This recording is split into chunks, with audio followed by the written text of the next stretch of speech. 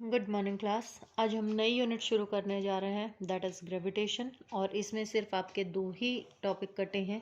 जो deleted syllabus है उसमें आपके कैपलर्स लॉ है और एक है एक्सेलरेशन ड्यू टू ग्रेविटी। तो इसकी थियोरी जो है वो प्लैनेटरी मोशन और इसी सब पर ही है, और शुरुआत में कैपलर्स के लॉज ही दिए हुए हैं। तो कैपलर के लॉज जो थे आपके वो कट गए हैं सिलेबस से। तो अब हम जो शुरू करने जा रहे हैं वो हम सीधा शुरू करने जा रहे हैं किससे? ग्रेविटेशन से।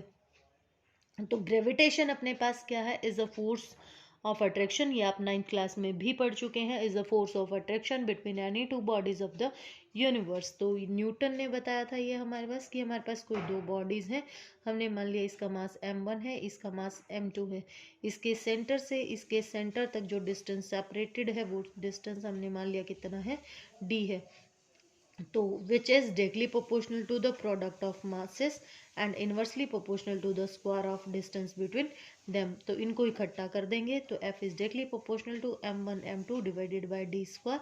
और ये जो डायरेक्टली प्रोपोर्शनल का साइन है it is replaced by a constant और it is equals to g m1 m2 divided by r square, and this g is called the gravitational constant, universal gravitational constant. क्योंकि जब भी इसकी value find out की गई तो in the different cases इसकी जो वैल्यू थी, इसकी वैल्यू हमेशा क्या आई? Constant I, approximately constant I. और इसकी जो वैल्यू है वो हमारे पास है 6.67 इंटू 10⁻⁻11 न्यूटन मीटर स्क्वायर पर किलोग्राम स्क्वायर। तो इसकी वैल्यू हमारे पास ऑलमोस्ट हर सिचुएशन में कैसी आई थी? कांस्टेंट आई थी। तो इसीलिए इसको हम नाम देते हैं क्या? Gravitational constant.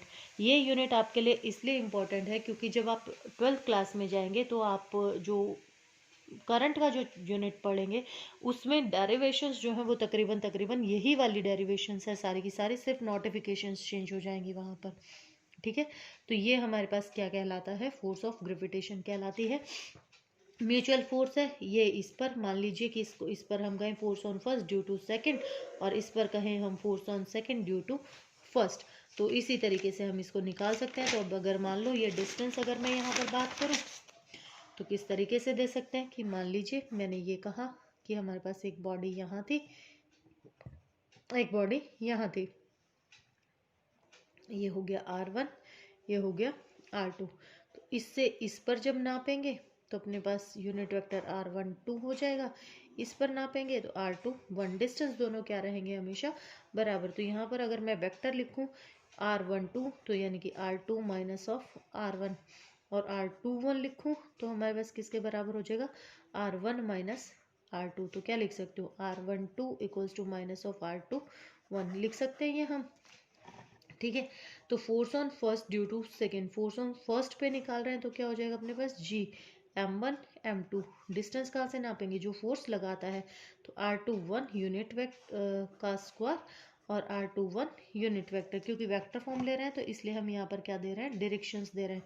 तो f21 पे क्या हो जाएगी? जी m1 m2 divided bye r21 का यहाँ पर 1 2 हो जाएगा तो स्क्वायर, और r12 यूनिट वेक्टर को आप रिप्लेस कर सकते हैं किससे?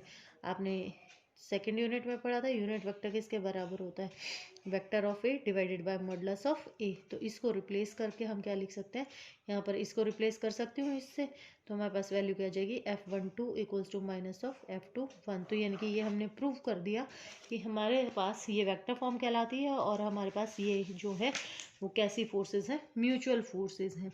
ठीक है, इसी तरीके से सिमिलरली हम क्या निकाल सकते हैं? सुपरपोजिशन प्रिंसिपल निकाल सकते हैं कि हम मान लें कि बहुत सारे हैं और यहाँ कोई m नॉट है जिस पर हमें फोर्स निकालनी है। तो force on first due to, force on m naught due to 1 due to 2 3 4 up to so on. तो force on naught due to first, force on naught due to second, force on naught due to third, up to so on. तो ये superposition principle हो जाएगा। तो summation, तो अपने पास क्या होगा?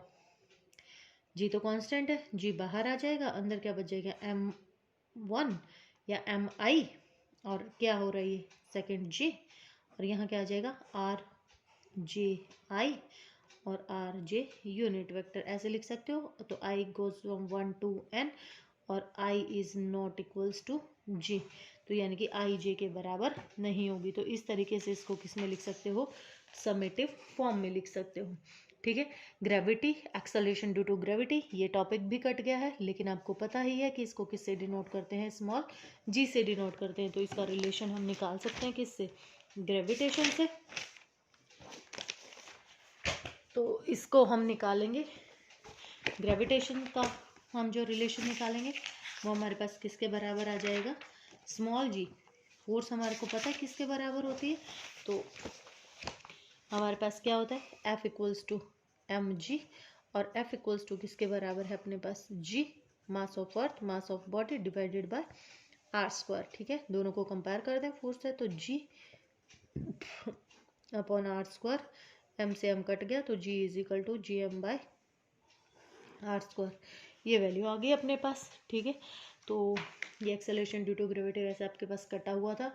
तो variation of acceleration due to gravity ये कटा हुआ है कि नहीं, ये मैं अभी पता कर लेती हूँ। अगर ये भी कटा हुआ होगा तो अपने पास इस टॉपिक को हम रहने देंगे। वैसे तो ये इफेक्ट है, कटा नहीं होना चाहिए आई थिंक, लेकिन अगर ऐसा होता है इन फ्यूचर तो हम इसको नहीं करेंगे, और हम फिर उसके बाद आगे का प्रोसेस जारी रखेंगे। तो आज मैं सिर्फ थोड़ा सा ही करा रही हूँ आपको, तो आप इसके इंट्रोडक्शन वगैरह पढ़ के रखिएगा।